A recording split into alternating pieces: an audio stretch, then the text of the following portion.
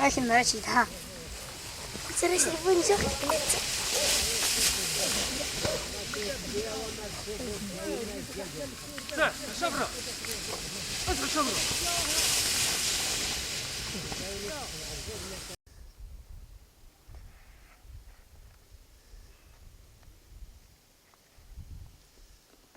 Gagner son pain n'était pas chose facile.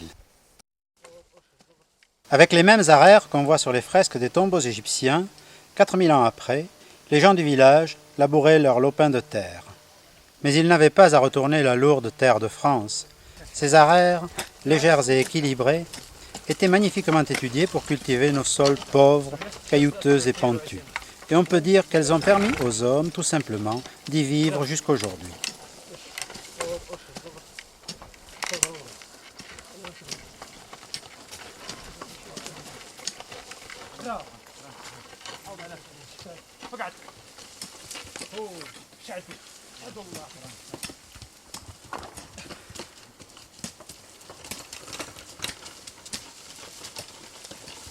Les semailles étaient un moment de travail soigneux et inquiet. Les hommes parlaient peu. Ils jetaient du blé, sans savoir ce qui allait en revenir. Mais le blé est un don du ciel, une plante qui demande peu et qui donne tout ce qu'elle peut donner. Mon oncle jetait le grain à la volée. Au passage de l'arère, il était recouvert de terre et c'était tout. Quelques voisins donnaient un coup de pioche aux endroits où même l'arère n'avait pas pu passer. Il n'y avait plus qu'à attendre la pluie.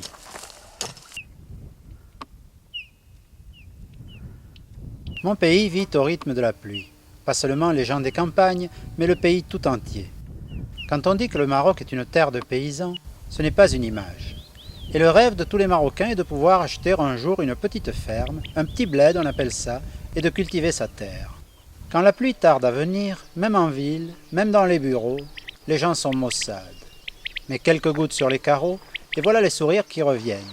Et quand on sait que dans les plaines de Beni Mellal, la récolte sera bonne, alors la vie reprend, la consommation augmente, le pays tout entier revit. Je me souviens combien mon père enviait les fellahs des oasis qui pouvaient irriguer leurs terres. Des jardiniers, disait-il.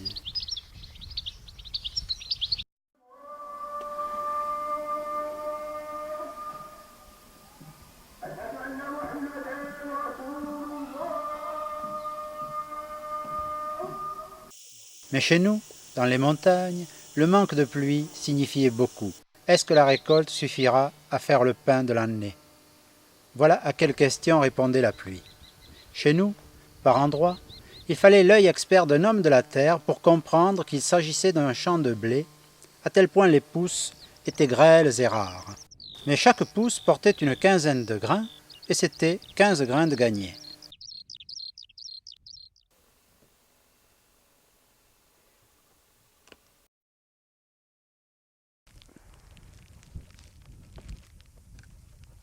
En général, seuls les hommes moissonnaient les champs de bon rendement. Les moissons étaient à la fois un moment de travail sérieux et de jubilation silencieuse. Moment important, bien sûr. On oubliait les disputes de voisinage. On ne refusait jamais un coup de main. On travaillait avec le sentiment qu'on faisait plus que du travail. On assurait l'avenir de la communauté. Le travail du blé, c'est toujours quelque chose de plus. D'ailleurs, on ne touche les grains, la farine ou le pain qu'en plaçant ce geste sous le regard de Dieu. Bismillah, on dit, au nom de Dieu.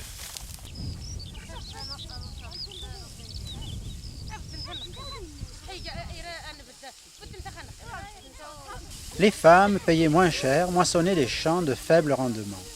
Elles n'utilisaient pas de faucilles et coupaient la tige de leurs mains ou l'arrachaient tout simplement avec les racines.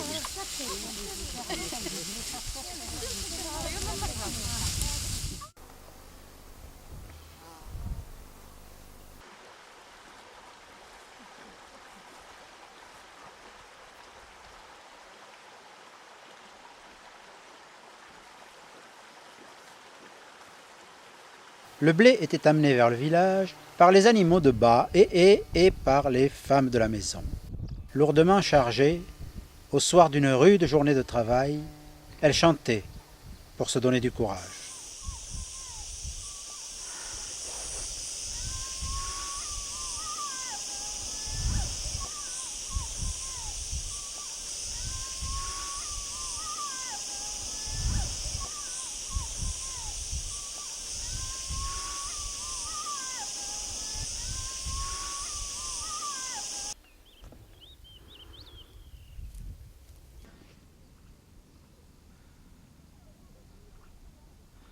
Le blé était enfin entassé sur les aires de battage. C'était un moment de sérénité et de secrète jouissance. On savait qu'il était là, presque dans les maisons. Tout le monde pouvait le voir et le toucher, respirer son odeur chaude et généreuse. Le battage était un moment de travail endiablé et de liesse. Le village résonnait de rires et de cris. Les hommes couraient derrière les mules en lançant des braillements sauvages. La poussière soulevée scintillait au soleil. La sueur brillait sur les fronts.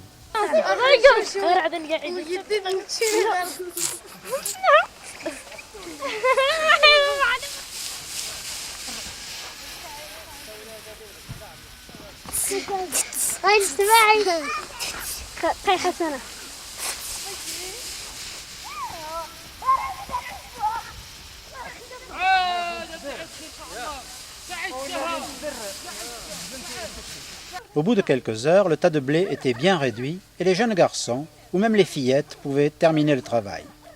Sur le sol, il restait alors le grain mélangé à la paille beldi, du bled, c'est-à-dire la paille issue du battage traditionnel. C'était une bonne paille qui ne faisait pas gonfler le ventre des mules, comme celle des plaines qui sortaient des moissonneuses, batteuses, lieuses et je ne sais quoi encore. Le travail était presque fini. Le vannage, souvent exécuté par les femmes et les enfants, était un moment de calme et de gaieté. On pouvait prendre son temps, profiter du plaisir de sentir les grains rouler sur la pâle, de voir la balle s'envoler en dansant dans le vent. Il restait à compter le nombre de boisseaux et à calculer l'achou, le 10e de la récolte, réservé aux nécessiteux de la communauté.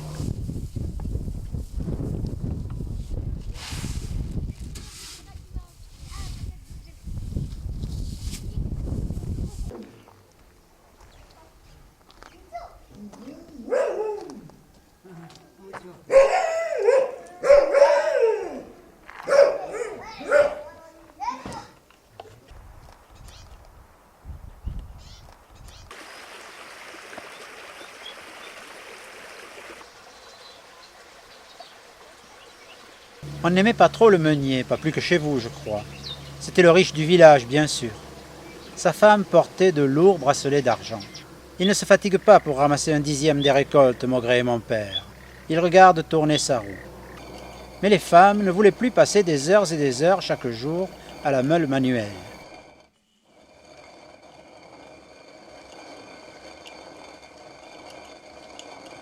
Tôt ou tard, on était bien obligé de passer par lui.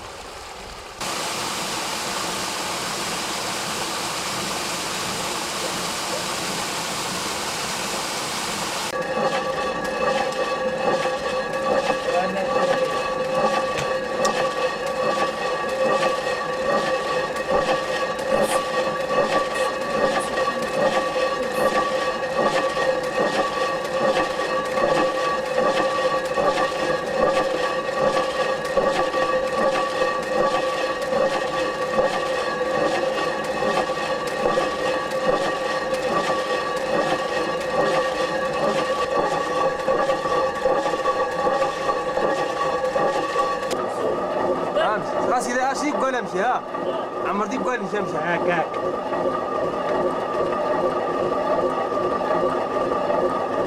ما كيسلمت ما كيسلمت شان تسيري لا يخدم دا ما غاسطه تفني لا غاسطه كاين كل شيء رقد غير ديالك وي علاش كيسد كل شيء علاش خاسرين فاسدين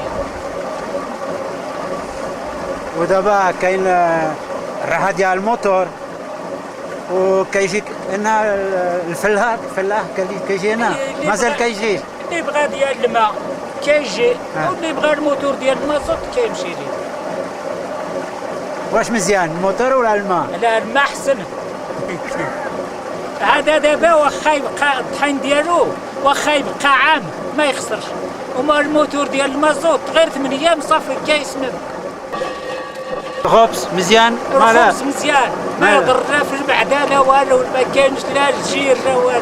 والخبز مزيان مع الفرينه ديالك ومع الفران بلدي. اي بلدي فران ديال البوطه ديال العواد ديال العواد. ديال العواد. ديال البوطه. وديال البوطه كيف بحال بحال. مزيان ديال العواد. ايوا ديال البوطه شويه. ديال العواد مزيان احسن. ماشي بحال ديال الحديد.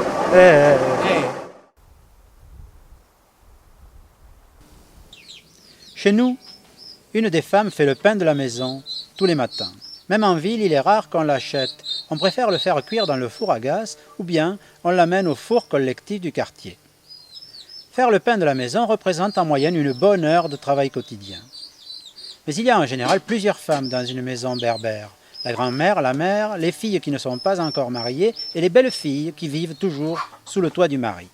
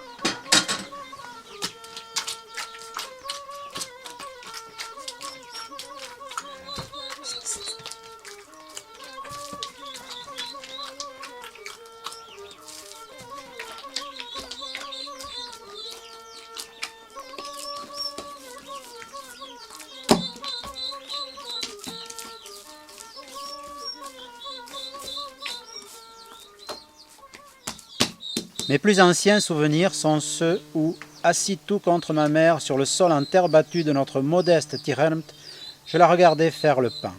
Le miracle de la poussière de blé qui prenait forme, le bruit sourd, toujours recommencé à l'identique des mains qui claquaient sur la pâte, l'odeur fade et pénétrante de la farine qui mettait en appétit toute la maisonnée, et le spectacle de la galette qui tournait et voltigeait dans les mains de cette magicienne du quotidien domestique.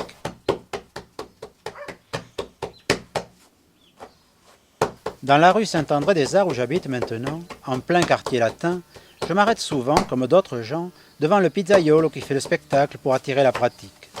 Je ne sais pas à quoi pensent les autres en le regardant, mais moi, je pense à elle.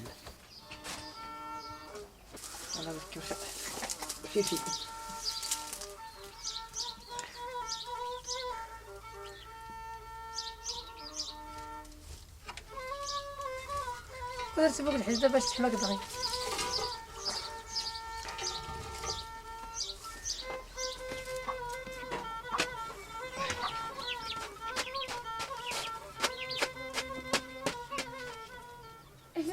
Maîtresse du feu, du chaud, du doux, maîtresse des odeurs, de la suite merveilleuse des odeurs tout au long de la journée, des bruits mouillés et des bruits secs, ordonnatrice d'un spectacle étonnant et rassurant à la fois, maîtresse des plaisirs quotidiens, âme de la maison, grande maîtresse du pain, mère marocaine, mère berbère.